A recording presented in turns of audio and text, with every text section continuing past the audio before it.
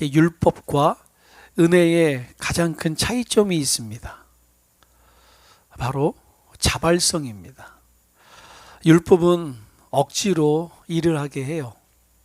그러나 은혜는 기쁨으로 이 스스로 일을 하게 합니다. 많은 사람은 훈련받으면 변화된다 그렇게 생각을 합니다. 그러나 그렇지 않아요. 은혜 받으면 사람은 변화되게 되어 있습니다. 바로 하나님이 기뻐하시는 성도는 억지로 일하는 사람이 아니라 자원하는 마음으로 하나님께 헌신하는 사람이에요. 자, 은혜 받으면 자원하는 마음으로 나아갑니다. 은혜 받으면 자원하는 마음으로 내 삶을 하나님께 드리는 거예요. 오늘 저와 여러분이 바로 목숨 걸고 기도할 내용이 여기 있어요. 하나님, 나에게 은혜를 주시옵소서. 그리하여 이 자원하는 마음이 회복되게 하옵소서 기도하시길 축원합니다. 이제 간절히 바라던 예루살렘 성벽과 가옥들이 다 이제 완공이 되었어요. 그리고 들어가서 살고 있습니다. 자, 그러면 이제 그토록 바라던 꿈이 이루어졌으니 기쁘고 감사하고 행복할 줄 알았는데 그렇지 않더라는 거예요. 정말 무엇인가 채워지지 않는 이 뻥 뚫린 가슴처럼 공허함이 밀려옵니다. 지금 이들에게 필요한 것은 축제가 아니라 이 공허한 마음을 무엇으로 채울 수 있나, 이 고민거리가 주어진 것이죠. 자, 그렇다면 이스라엘 백성들 이토록 갈망하던 것은 무엇이었고 이들이 찾아 헤매고 다녔던 것은 무엇일까요? 오늘 1절 말씀 한번 다시 보실까요? 1절 말씀 다시 한번 읽어봅니다. 시작. 이스라엘 자손이 자기들의 성읍에 거주하였더니 일곱째 달에 이르러 모든 백성이 일제히 수문 앞 광장에 모여 학사 에스라에게 여호와께서 이스라엘에게 명령하신 모세의 율법책을 가져오기를 청하매. 아멘. 자, 그들은 학사라고 말했죠. 학자예요. 그러며 계속해서 성경에서 엇갈리며 말하는 것이 그는 학자였으며 제사장이었다. 자, 그렇게 말하고 있는데 학사며 이 제사장인 에즈라에게 한 가지를 요구합니다.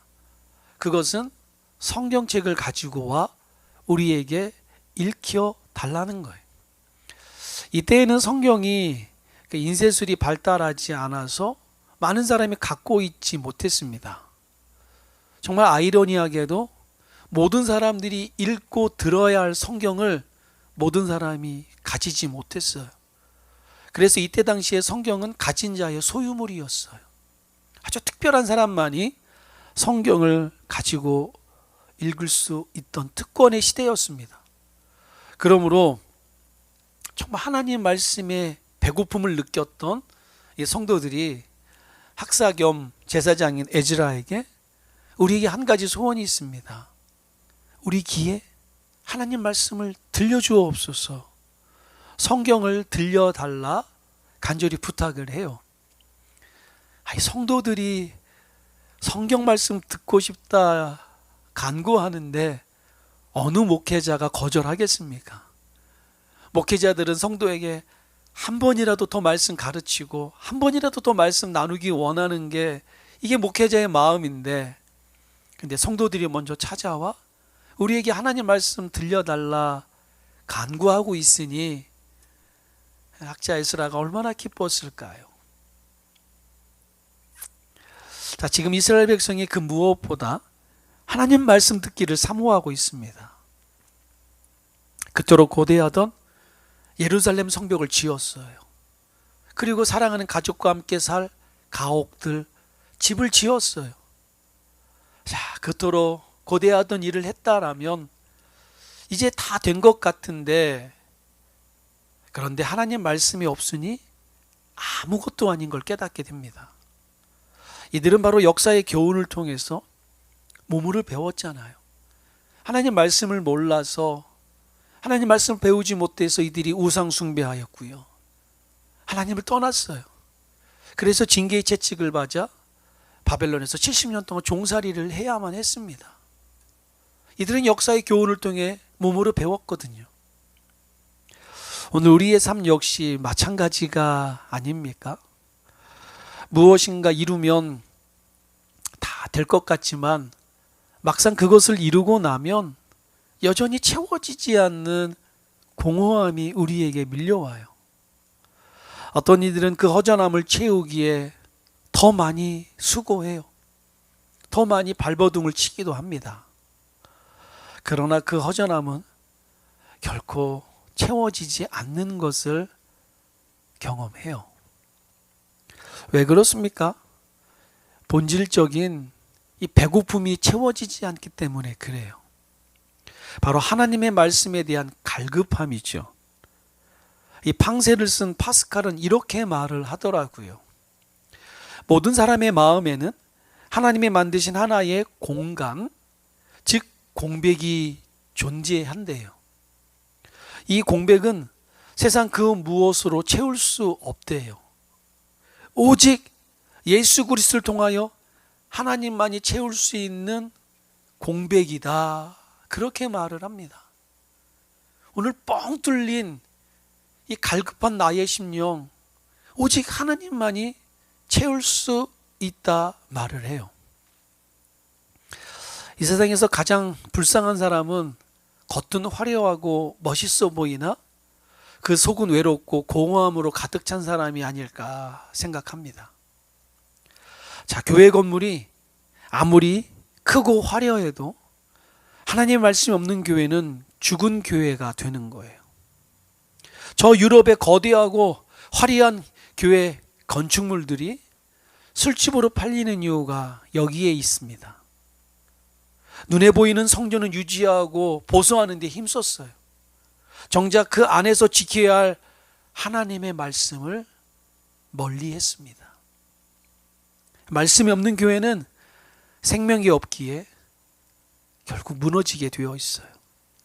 그러나 반대로 지금은 연약해 보이는 교회라 할지라도 그 안에 하나님의 말씀이 있으면 그 교회는 가장 강력한 교회, 소망이 넘치는 교회가 되는 줄 믿습니다.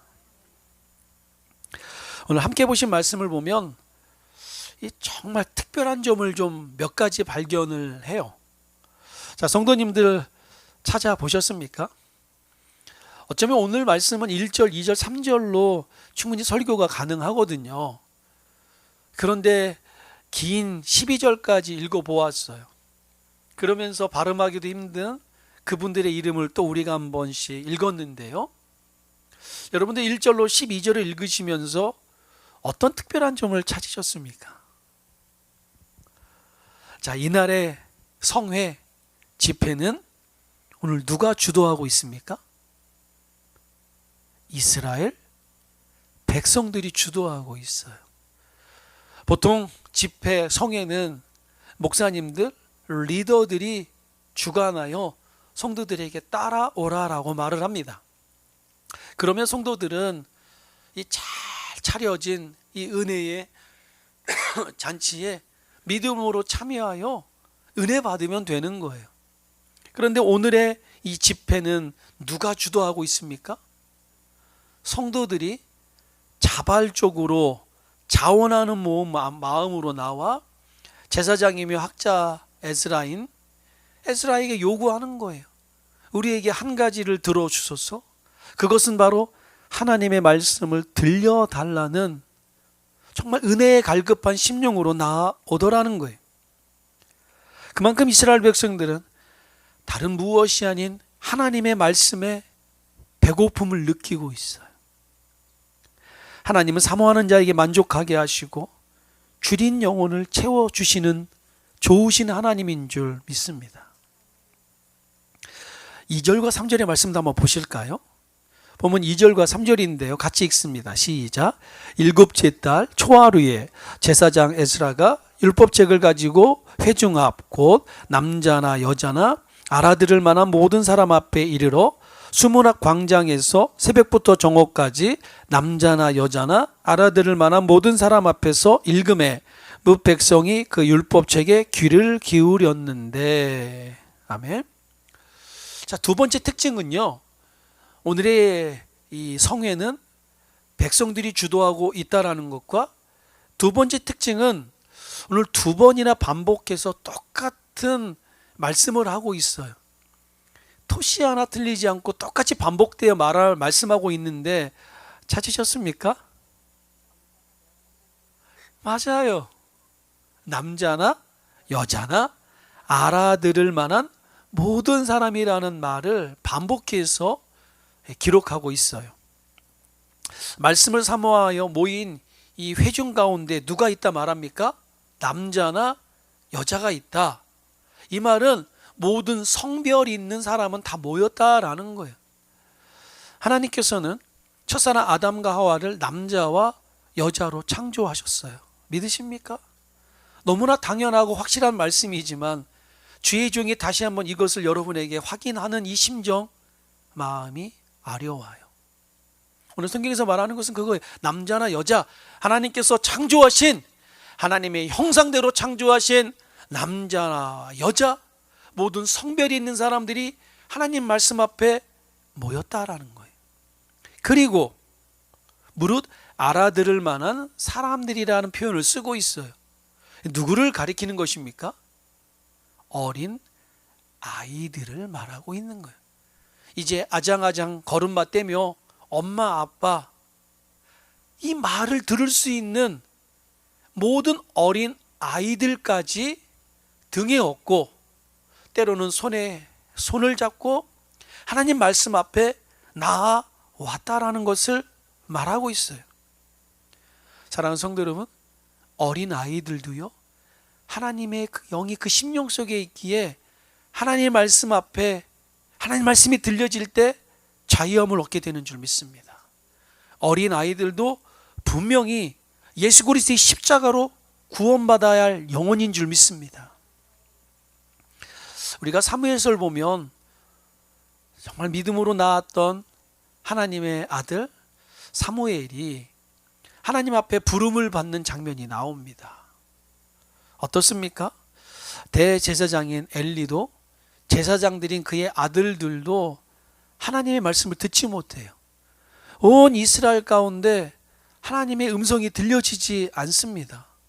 근데 어린 아이였던, 성경을 보니까 한나가 젖을 떼자마자 아이를 하나님의 종에게 드려요. 젖을 떼자마자부터 사무엘은 성전에서 하나님 말씀을 듣는 것에 훈련을 받았던 아이였어요. 자, 우리는 여기서 놀라운 영적 하나를 깨닫게 됩니다. 하나님은 어른에게만 찾아오는 것이 아닌 하나님의 말씀을 사모하는 어린 아이에게도 찾아온다라는 거예요. 사무엘이 깊이 잠을 자고 있습니다. 하나님께서 그 사무엘에게 앞으로 있을 일에 대해서 말씀하십니다.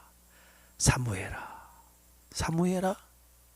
사무엘은 벌떡 일어나 엘리 제사장에게 다가갑니다. 제사장님이요, 부르셨습니까? 아니다. 빨리 자라.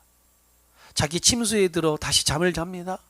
다시 하나님께서 전과 동일하게 말씀하십니다. 또 사무엘은 대제사장에게 찾아갑니다. 부르셨습니까? 아니다. 부르지 않았다. 그런데 엘리 대제사장의 마음속에 비수와 같이 꽂히는 하나의 음성이 있어요. 그분께서 부르시는구나. 그리고 겸손히 사무엘에게 말합니다. 하나님께서 너를 부르신다. 그분께서 부르실 때 무릎을 꿇고 주님 말씀하옵소서, 종이 듣겠나이다. 그렇게 말씀을 드려보아라. 그러면 그분께서 너에게 말씀하실 것이다. 사무엘이 다시 잠자리에 듭니다. 전과 동일하게 하나님께서 말씀하십니다. 하나님께서 엘리 집안과 앞으로 어떻게 이스라엘 백성을 이끌어 가실지 사무엘에게 말씀하시더라는 거예요. 놀랍지 않습니까? 오늘 우리의 편견을 깨야 돼요. 하나님의 말씀은 어른들만 듣는 수 있다라는 이 편견을 깨시기 바랍니다. 하나님 말씀은 사모하는 모든 심령 가운데 담비와 같이 임하시는 거예요. 간구하는 자에게, 하나님의 음성 듣고자 집중하는 자에게. 바로 제가 그러지 않았나 싶어요. 중학교 2학년 때 예수의 예자도 듣지 못하던 시골에서 태어났어요. 친구의 전도로 교회에 갑니다. 처음 교회에 간 거예요. 내 스스로 신앙생활 해보겠다고 처음 간 거예요. 친구의 전도로. 앞에서 목사님이 말씀하십니다. 예수님을 믿으면 천국 간다.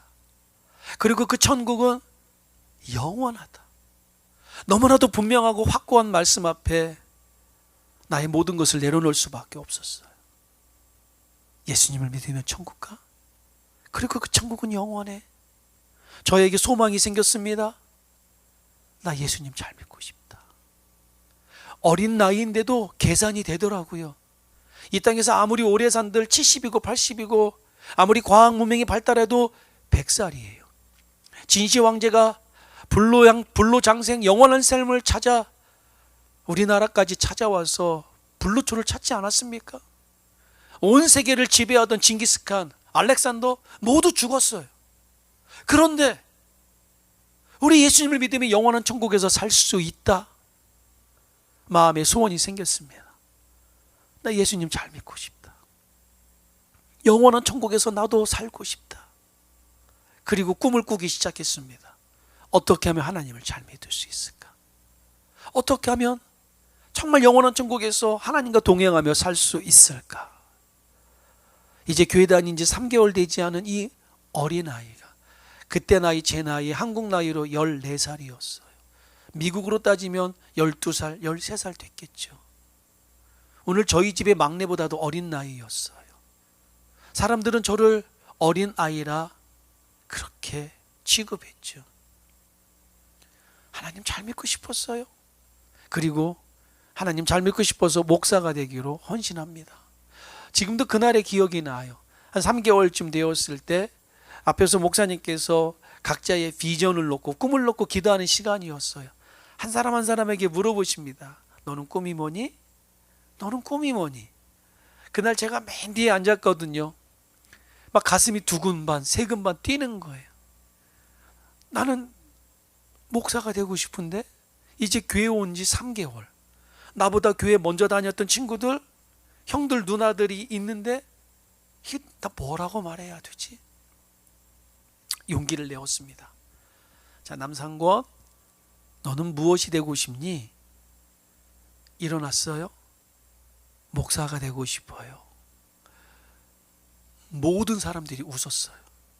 그도 그럴 것이 교회 3개월 단 남자아이가 이제 와서 하는 말이 목사가 된다는 말에 모든 사람들이 웃었어요.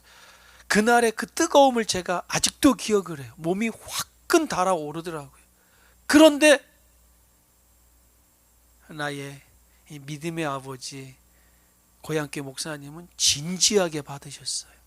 그래, 너 목사가 될 거야. 그리고 저를 목사 삼아주시기 위해서 몇 번이고 저희 시골집에 찾아오셔서 저희 아버지와 어머니를 설득시켰어요. 상권이 아버님 어머니, 우리 상권이가 목사가 된대요. 상권이 교회 다니게 허락해 주세요. 저희 집에 오는 게 쉬운 게 아니에요. 차 타고 비포장으로 1시간을 와야 돼요. 한 번 들어오면 세차해야 돼요. 그 누구도 들어오기 싫은 동네예요. 그런데 저 하나 목사 만들기 위해 저희 목사님이 심리를 마다하고 몇 번을 찾아오셔서 저희 아버지 어머니를 설득시키셨어요. 어린아이라고 하나님 말씀 모를 것 같아요? 진리가 그 심령 속에 박히면 어른과 아이도 변화되게 되어 있어요. 꿈을 꾸게 되어 있는 거예요. 하나님 말씀은 살아온 능력이 있어 좌우의 날선 어떤 곳보다 예리하여 혼과 연과 및 관절 골수를 찔러 쪼개기까지 남는 이 하나님의 역사가 있다라는 거예요. 오늘 예수님처럼 그 키와 지혜가 자라가며 하나님과 사람에게 사랑받는 우리 아이들, 말씀을 사모하는 아이들이 많은 교회가 가장 영적으로 부흥하는 교회가 되는 줄 믿습니다. 왜냐하면 그 자녀들이 바로 교회의 내일이고 미래이고 하나님의 꿈이기 때문에 그렇습니다. 우리 자녀들이 말씀으로 변화될 때 교회는 놀라운 부흥의 시대를 맞이하게 됩니다. 제2의 다니엘, 사드락, 메삭, 아벳노고, 한나, 에스더 같은 아이들로 넘쳐나는 모습을 보게 될 거예요. 바로 우리 교회가 그런 교회가 되시길 예수님의 이름으로 축원합니다. 자, 그렇다면 오늘 저와 여러분이 우리도 신앙생활 잘하며 우리가 저들에게 믿음의 본이 돼야 할 줄 믿습니다. 뿐만 아니라 뒤에서 밀어주고 앞에서 끌어주는 어른으로서의 삶을 살아내야 할 줄 믿습니다. 여러분 기도하십시오. 제가 다시 한번 여러분에게 간곡히 부탁드립니다. 오늘의 말씀을 기억하십시오. 여러분들이 순번이다 대피 기도를 하실 때 저만을 위해서 기도해 주지 않기를 바랍니다. 저를 기도해 주시는 거 너무 감사합니다. 꼭 우리 유스그룹 아이들을 위해서도 기도해 주시길 바랍니다. 저들의 아이들의 영혼을 책임지는 우리 폴 전도사님을 위해서도 기도해 주시길 바랍니다. 저들이 은혜 받아야 돼요. 저들이 우리의 미래인 줄 믿습니다. 그래서 저에겐 꿈이 있고요, 그 꿈은 우리 교회의 꿈일 것이며 우리 모두의 꿈이 되어야 할 줄 믿습니다. 하나님 말씀 앞에 자유함을 얻는 우리 교회, 하나님 말씀 앞에 꿈을 꾸는 우리 아이들, 말씀이 저들의 삶의 지표가 되어 저들의 지도가 되어 저들의 삶을 방향을 잡을 수 있는, 말씀이 상식이 되고 말씀이 기준이 되는 우리 교회, 날마다 말씀 배우기에 열심히 있는 교회, 말씀 배우기에 성도들이 찾아오는 교회, 목회자는 성도에게 다가가는 교회. 그래서 우리 교회 그러면 가장 먼저 나타나는 것이 말씀이 살아있는 교회. 우리 목사님은 말씀만 증거하는 목사님, 우리 목사님 말씀 붙들고 살아내는 목사님.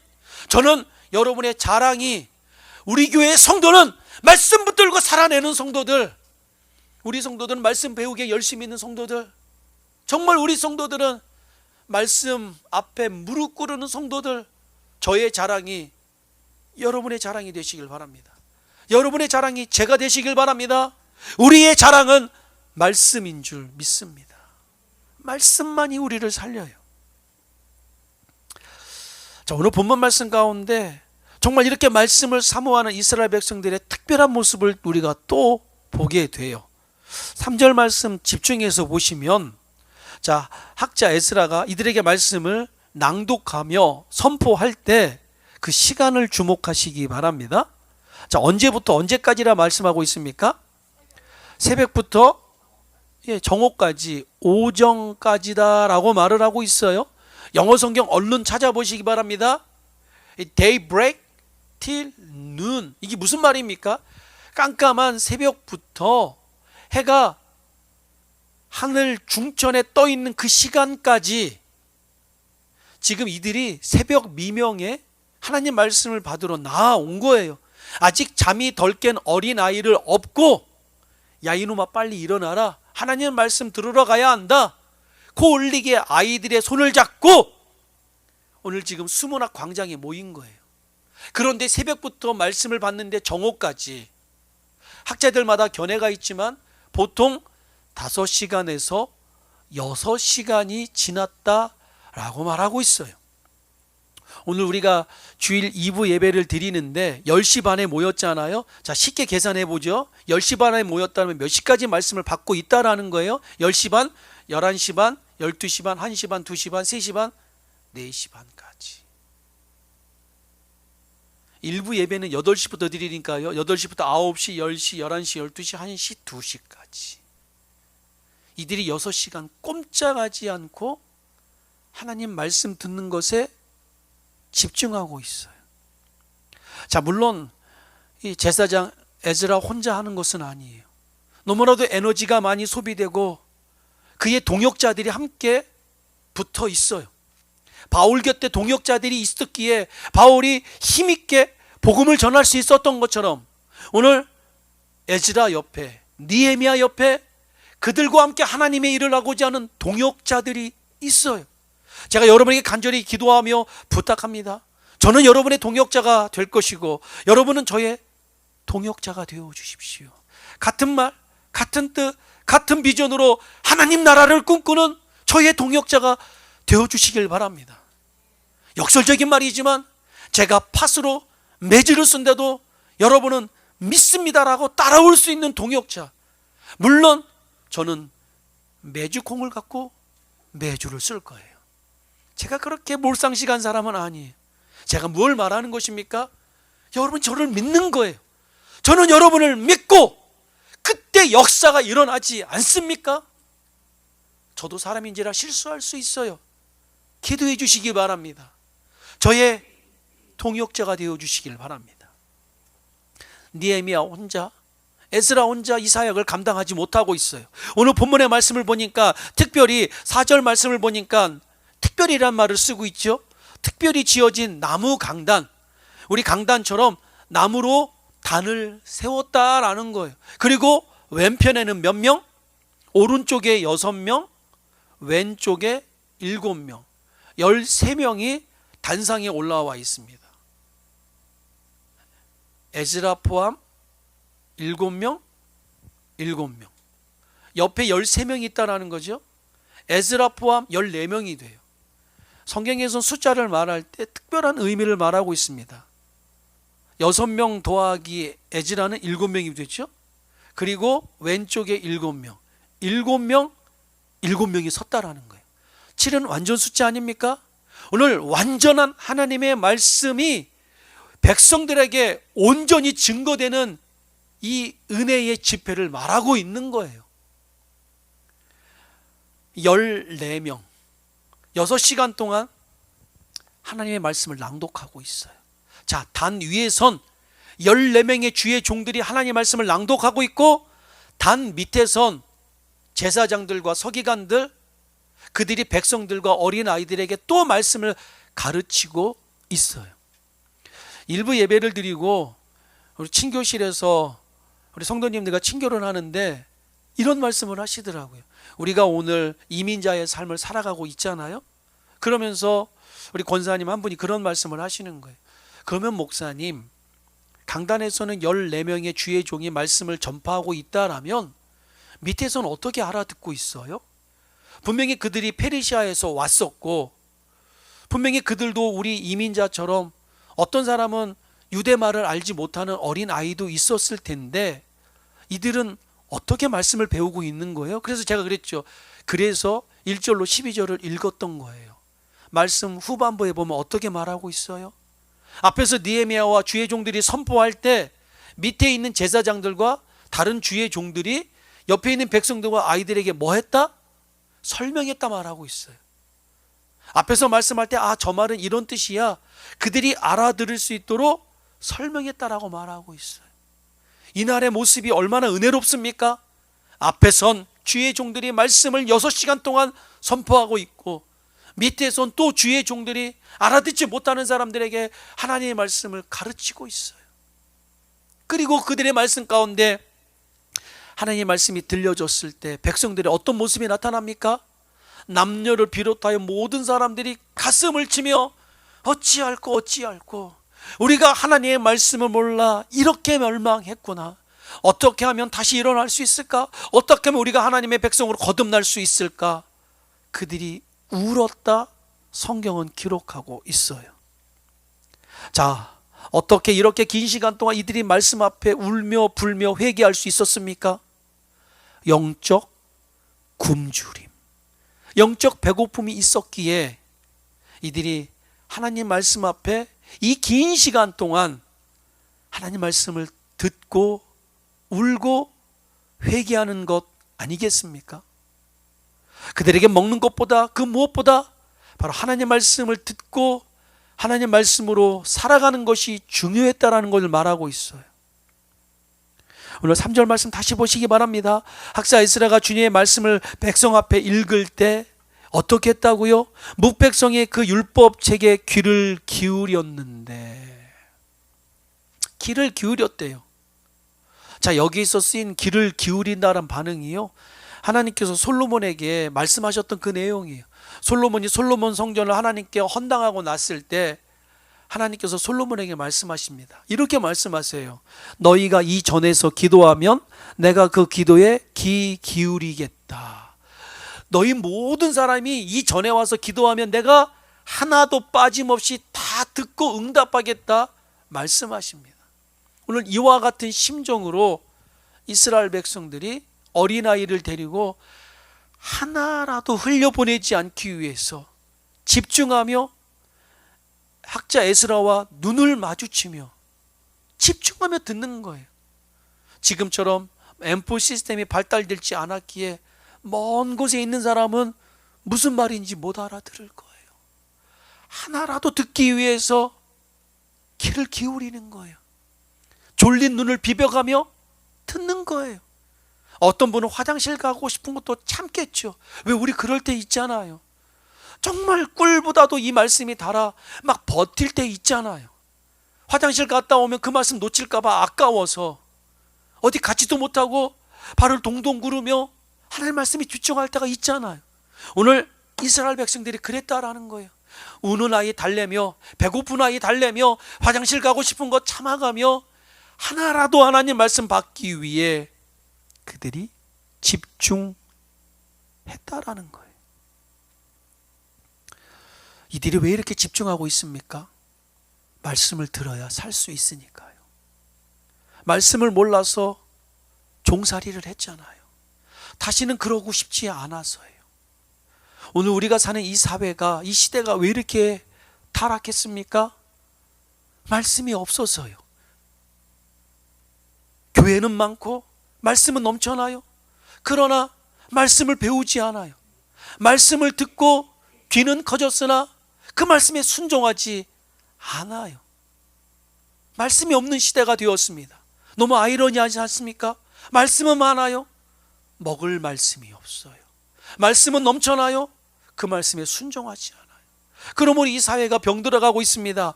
공교육에서 더 이상 말씀을 가르치지 않아요. 그 결과 어떻게 되었습니까? 진화론이 지배하고 있습니다. 동성애가 난무하고 있어요. 마약으로 죽어가고 있습니다. 게임과 도박으로 죽어가고 있어요. 역사적으로 그렇지 않습니까? 종교개혁이 왜 일어났습니까? 말씀이 없어서, 말씀을 배우지 못해서, 종교개혁이 일어나기 이전 인쇄술이 발달하지 않았어요. 그러므로 성경책이 백성들 손에 없었어요.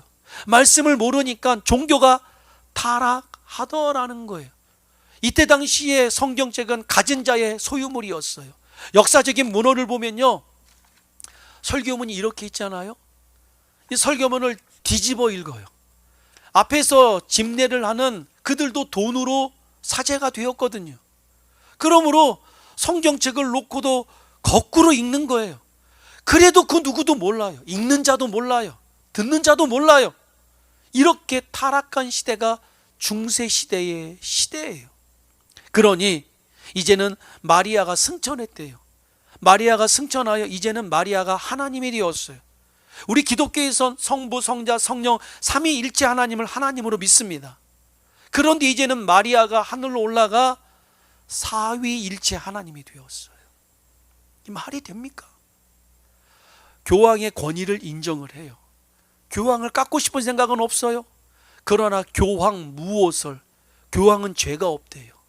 죄가 없다 말하며 어린 미소년의 아이들을 성착취를 하고 있어요.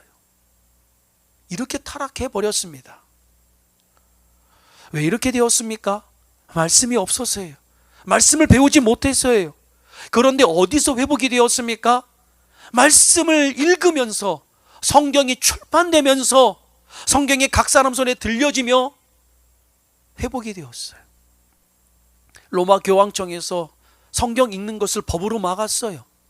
그러자 마틴 루터가 어떡합니까? 몰래 성경 읽고 싶어 입을 뒤집어 쓰고 촛불 켜놓고 성경을 읽어요. 그렇게 성경 읽다가 육신의 눈이 시력이 떨어져요. 그런데 놀랍지 않습니까? 육신의 시력은 떨어졌으나 영적인 눈은 밝아졌어요.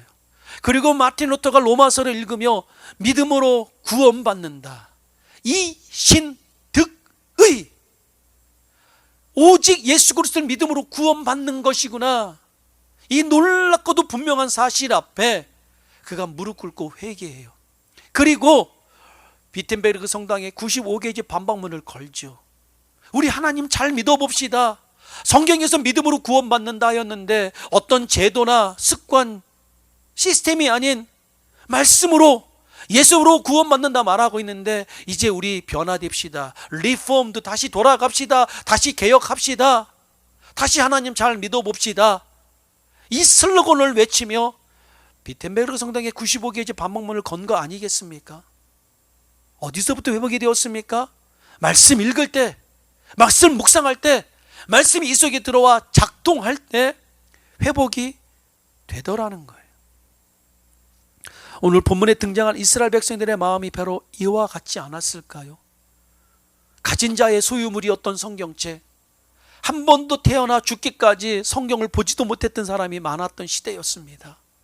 그들 그러게 했지 않겠습니까? 오늘 아니면 언제 말씀을 또 들을 수 있으랴, 오늘 놓치면 또 언제 이 말씀을 들을 수 있으랴, 죽으면 죽으리란 마음으로 하나라도 놓치고 싶지 않아 이들이 말씀 앞에 무릎 꿇었다라는 거예요. 사랑하는 성도 여러분, 말씀을 가르치지 않는 목회자, 말씀을 배우려 하지 않는 성도들, 말씀이 사라지는 교회, 바로 이것이 오늘날 가장 큰 교회의 비극 아니겠습니까? 영적 베들레헴인 교회에 이 생명의 떡이 없다는 것, 이보다 더 큰 비극은 없는 거예요. 교회가 하나님 말씀을 가르치지 아니하면 그 교회는 영적 기근이 찾아오게 됩니다. 교회는 말씀을 가르치고 배우는 일에 부지런해야 돼요. 사랑하는 성도 여러분, 하나님 말씀을 사모하시기 바랍니다. 오늘 본문에 나오는 이스라엘 백성과 같이 하나님 말씀 앞에 귀 기울이시기 바랍니다. 여러분의 이 영적 갈급함 무엇으로 채울 수 있습니까? 성경의 대답은 없다예요. 그 무엇으로도 이 나의 갈급함을 채울 수 있는 건 없다라고 말하고 있습니다. 오직 하나, 하나님의 은혜, 하나님의 말씀만이 이 뻥 뚫린 것 같은 이 가슴을 채울 수 있다 말하고 있어요. 그래서 우리 주님께서 수가성 우물가의 여인에게 말하지 않습니까? 네가 그동안 너의 뻥 뚫린 가슴을 채우기에 열심히 살아보았지, 네가 할 수 있는 건 모든 거 다 해보았지, 그러나 갈급함이 해결되더냐? 없다라는 거예요. 그러나 주님께서 말씀하십니다. 내가 너에게 전한 이 말을 들을 때, 네가 이 말을 믿을 때 네 배에서 생수의 강이 솟아나 넘쳐나리라. 아멘. 결국 수가소의 우물가의 여인은 말씀 대신 예수님을 받아들였을 때, 그분을 자신의 삶의 구원자로 믿었을 때 영원히 해결되지 않았던 그 갈급함에서 벗어난 줄 믿습니다. 그리고 그 말씀을 전하게 된 줄 믿습니다. 사람 앞에 서는 시간보다 하나님 말씀 앞에 무릎 꿇는 시간이 더 중요해요. 사람 앞에 서면 사람이 보여요. 말씀 앞에 서면 하나님이 보입니다. 사람 앞에 서면 사람이 움직여요. 말씀 앞에 순종하면 말씀 대신 역사님이 나를 위해 온 우주의 역사를 바꾸시는 줄 믿습니다. 사랑하는 성도 여러분, 갈급한 이 심령 무엇으로 채울 수 있다고요? 오직 말씀이에요. 말씀을 사모하시기 바랍니다. 말씀을 가까이 하시기 바랍니다. 말씀을 배우시기에 힘쓰시기 바랍니다. 그리고 배운 말씀, 들려진 말씀, 깨달아진 말씀 갖고 살아보시기 바랍니다.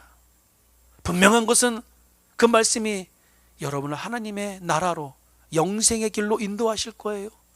우리 주님께서 말씀하십니다. 주님께서 오시는 날 많은 사람들은 넓고 크고 화려한 길을 간대요. 그 화려한 길에는 말씀이 없어요. 말씀을 배우려 하지 않아요.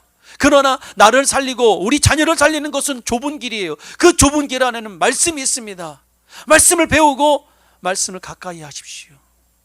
좁은 길을 선택하는 저와 여러분이 되시길 예수님의 이름으로 축원합니다.